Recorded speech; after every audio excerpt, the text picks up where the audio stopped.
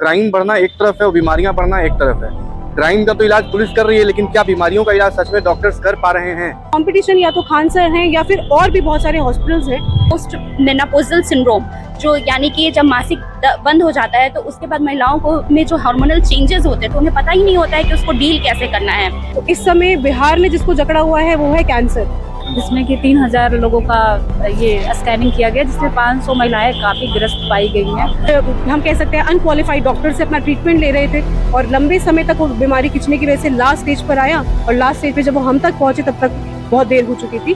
3000 लोगों को स्क्रीन करने के बाद में सरप्राइज एक और चीज सा मिला कि 500 लोग ऐसी बीमारियों से डायग्नोस्ड हुए जिनका उन्हें पता नहीं था और फ्यूचर में जाके वो खान सर भी लाखों का खर्चा अफोर्ड नहीं कर पाएंगे। वो कुछ जांच में बेसिकली डिस्काउंट दे रहे हैं।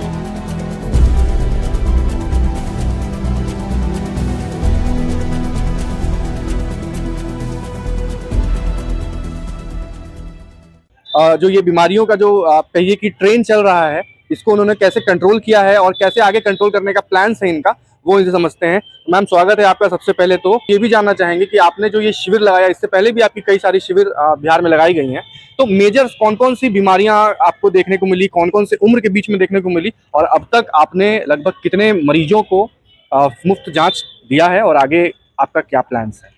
देखिए, बीमारियां तो इस समय जिसने बिहार को जकड़ा हुआ है वो सबसे बड़ी बीमारी है कैंसर। कैंसर में भी oral cancer, cervical cancer, oral यानी कि मुख का कैंसर, सर्वाइकल यानी कि बच्चेदानी का कैंसर, और ब्रेस्ट कैंसर यानी छाती का कैंसर। तो इस समय बिहार में जिसको जकड़ा हुआ है वो है कैंसर। तो हम लोगों को पहले कैंसर से फाइट करना है। दूसरे नंबर पर अगर हम आ जाए तो इस समय सबसे ज़्यादा, क्योंकि खाने पीने का या फिर हम लोग कह सकते हैं कि रोज़ की जो दिनचर्या है वो हम लोगों की सही नहीं होने की वजह से दूसरी जो बीमारी है वो है हमारे पेट की बीमारियां, हमारे को लीवर की बीमारियां, लीवर सिरोसिस जैसी बहुत बीमारियां, जहां हमारे हॉस्पिटल में 32 से 38 साल के पेशेंट बिल्कुल लास्ट स्टेज पर लीवर सिरोसिस में आते हैं और एक्सपायर कर जाते हैं, क्योंकि बहुत लंबे सालों से वो अपने गाँव में बैठे किसी एक हम कह सकते हैं अनक्वालिफाइड डॉक्टर से अपना ट्रीटमेंट ले रहे थे और लंबे समय तक वो बीमारी खिंचने की वजह से लास्ट स्टेज पर आया और लास्ट स्टेज पे जब वो हम तक पहुंचे तब तक बहुत देर हो चुकी थी। तो बीमारियां बेसिकली बहुत हैं, लेकिन ये कुछ मुख्य बीमारी हैं। बीमारियों से लड़ने के लिए इलाज से पहले ज़रूरी है उसके बारे में जानकारी, यानी अगर हम बात करें जागरूकता की, तो अगर जागरूक रहेंगे तो बीमारी से लड़ने में समर्थ रहेंगे, समय रहते बीमारी को पहचान लेंगे और समय रहते बीमारी का इलाज करा लेंगे। आज हमारे साथ जिला परिषद स्तुति जी हैं, जो यहाँ एज अ चीफ गेस्ट मौजूद हैं। इनसे भी समझेंगे कि ये इस मुद्दे पे क्या कहना चाहेंगी और आने वाले समय में बिहार में और क्या क्या बदलाव आएगा स्वास्थ्य को लेकर के, वो इनसे समझते हैं। जिसमें कि 3000 लोगों का ये स्कैनिंग किया गया, जिसमें 500 महिलाएं काफ़ी ग्रस्त पाई गई हैं। तो हमारे जो पूरे भारत की भी बात कर सकते हैं और जो बिहार लेवल की अगर बात करें, ग्रामीण में खासकर महिलाओं को आयरन और कैल्शियम की सबसे ज़्यादा दिक्कत होती है, जो महिलाएं अनदेखा कर देती है। इसके अलावा बहुत सारी बीमारियां ऐसी है जो अनदेखा कर देती हैं। तो ये एक उजागर कदम था जो उन्होंने 6 मार्च को लगाया था और कंटिन्यू इस पे महिलाओं को स्वास्थ्य की तरफ ले जाने का एक बहुत ही सराहनीय कदम था। इसी का एक प्रोजेक्ट है सनसेट क्लिनिक। सनसेट का मतलब है जहां आज खत्म हो जाए, सूर्य अस्त हो जाए, वहां पर नेसेवा एक मेडिकल फील्ड में आगे बढ़ के खड़ा हो जाता है। जिन भी लोगों की बीमारियों से लड़ते लड़ते आज खत्म हो जाए, उनसे हम बस एक दरखास्त करते हैं कि एक मौका हमें दीजिए ताकि हम आपका संभवतः सही इलाज कर सकें। तो सनसेट क्लिनिक जैसे कुछ प्रोजेक्ट हमने लॉन्च किए। इसके बाद हमने लॉन्च किया आरोग्य दायिनी, जिसके समापन समारोह में आप लोग आज आए हैं।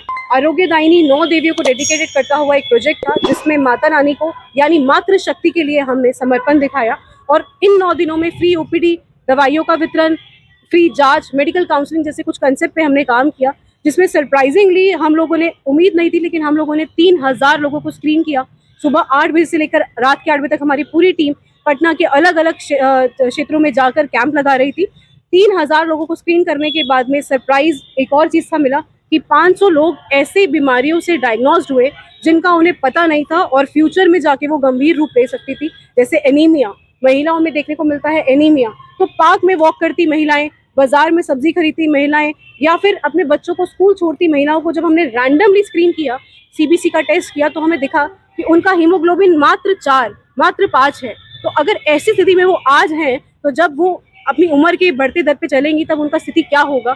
सही समय रहते उन्हें पता चला उनका हीमोग्लोबिन और उन्होंने हमसे दवाइयाँ लेना शुरू किया और हम कह सकते हैं कि समाज में एक योगदान नेसेवा अस्पताल का रहा, जिन्होंने समय रहते, मैं कहूँगी कि 10 ही सही, लेकिन कुछ लोगों को मौत के मुँह में जाने से बचा लिया।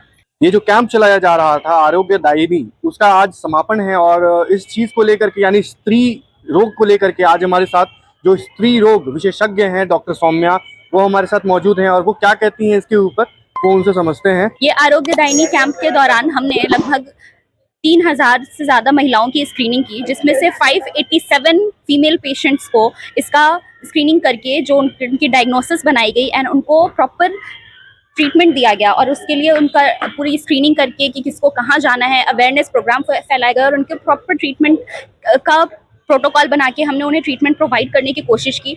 इसमें सबसे ज़्यादा हमें देखने में जो मिलता है पोस्ट मेनोपॉजल सिंड्रोम, जो यानी कि जब मासिक बंद हो जाता है तो उसके बाद महिलाओं को में जो हार्मोनल चेंजेस होते हैं तो उन्हें पता ही नहीं होता है कि उसको डील कैसे करना है।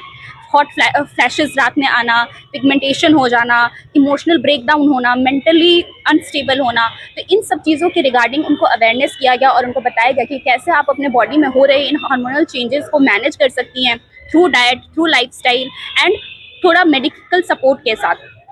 तो बेसिकली हमारा यही मोटिव था कि इसमें अवेयरनेस फैलाया जाए, जो मिडिल एज ग्रुप की फीमेल पेशेंट्स हैं उनको प्रमोट किया जाए, क्योंकि अभी सबसे ज़्यादा पॉपुलेशन उन्हीं फीमेल्स का है। तो यही हमारा मोटिव था और हम लोग इसमें बहुत अच्छे से सक्सेसफुल हुए हैं। So thank you. Upcoming days में मतलब आपके क्या क्या प्लान्स रहेंगे, क्योंकि अभी तो बिहार में लगातार जो बीमारियों का जो ग्राफ देखा जा रहा है वो इस कदर ऊपर जा रहा है जिस तरह से स्टॉक ऊपर नीचे जाता है। अभी खान सर ने भी अपना हॉस्पिटल खोला और मुफ्त इलाज के बारे में उन्हें बताया, शायद कुछ छोटा मोटा वो चार्ज भी रखा है उन्होंने। तो कहीं ना कहीं ये एक कंपटीशन की तरह भी है, लेकिन फिर भी आपसे ये समझना चाहेंगे कि आपकी क्या योजनाएं हैं आने वाले टाइम में और बेसिकली फोकस आपका कौन से क्षेत्र और कौन से कैटेगरी पे ज़्यादातर रहेगा। देखिए, मेरा किसी से कोई कंपटीशन नहीं है कैसा भी, क्योंकि हम जिस काम के लिए निकले हैं, अगर हम कंपटीशन की भावना में आ जाएंगे तो जो हमारा मकसद है एक डॉक्टर होने के नाते या एक अस्पताल रन करने के नाते, जो हमारा मकसद है, जिस मकसद के लिए हम इस धरती पर आए हैं, वो कहीं ना कहीं खराब हो जाता है। तो कंपटीशन या तो खान सर हैं या फिर और भी बहुत सारे हॉस्पिटल्स हैं, हमारा कंपटीशन किसी से नहीं है। अपने जो भी जिसका सामर्थ्य बन पाता है उसके हिसाब से वो सुविधाएं देता है। मेरा काम यहाँ पर सबसे पहले जागरूकता फैलाना है, इलाज बाद में, जागरूकता पहले, क्योंकि जिसको बीमारी हो गई उसके लिए इलाज के बहुत सारे ऑप्शंस हैं, लेकिन अगर वो बीमारियां उस रूप में आने से पहले जहां लाखों का खर्चा हो जाए, खान सर भी लाखों का खर्चा अफोर्ड नहीं कर पाएंगे, वो कुछ जांच में बेसिकली डिस्काउंट दे रहे हैं, लेकिन जब बात आएगी सर्जरी की, बात आएगी इलाज की, तो लाखों के खर्चे का इलाज एक प्राइवेट हॉस्पिटल का बेयर करना बहुत मुश्किल हो जाता है। तो मेरा काम है कि उस लाखों के खर्चे तक पहुंचने से पहले हर किसी को सही समय पर बचा लिया जाए, जागरूकता दे दी जाए या फिर कहते हैं जानकारी दे दी जाए। तो मेरा सीधा सीधा एक ही लक्ष्य है जिस पर मैं चल रही हूँ। मेरा कोई कंपटीशन किसी अस्पताल से नहीं है, बल्कि मैं चाहूंगी कि जिस तरह से जागरूकता अभियान हम लोग चला रहे हैं, बाकी अस्पताल भी इसका हिस्सा बने। चलिए, बहुत बहुत धन्यवाद। जैसा कि आपने देखा कि मैडम ने क्या कहा, और जो लगातार हम लोग देखते हैं कि बिहार में जो देखिए क्राइम बढ़ना एक तरफ है और बीमारियां बढ़ना एक तरफ है। क्राइम का तो इलाज पुलिस कर रही है, लेकिन क्या बीमारियों का इलाज सच में डॉक्टर्स कर पा रहे हैं, ये जानने के लिए आज हम लोग जमीनी स्तर पे थोड़ा हॉस्पिटल के अंदर भी पहुंचे थे, ये देखने के लिए कि क्या सच में जो डॉक्टर्स इतने बड़े बड़े दावे करते हैं कि हमने ऐसा किया, हमने वैसा किया, हमने इस तरह की इलाज फ्री करवाई, हमने उस तरह की इलाज मुफ्त कराई, तो क्या ये सच में भी ऐसा हो पाता है। आज हम लोग यहाँ पहुंचे और यहाँ आने के बाद देखे कि कई सारे मरीज यहाँ पर आ रहे हैं, अपना मुफ्त जांच करवा रहे हैं, इलाज करवा रहे हैं। बिहार में जो अभी सबसे ज्यादा जो बीमारी बढ़ते हुए देखी जा रही है वो ओरल कैंसर, ब्रेस्ट कैंसर और सर्वाइकल कैंसर देखी जा रही है, जिसके लिए जो डॉक्टर्स हैं वो लगातार प्रयास कर रहे हैं।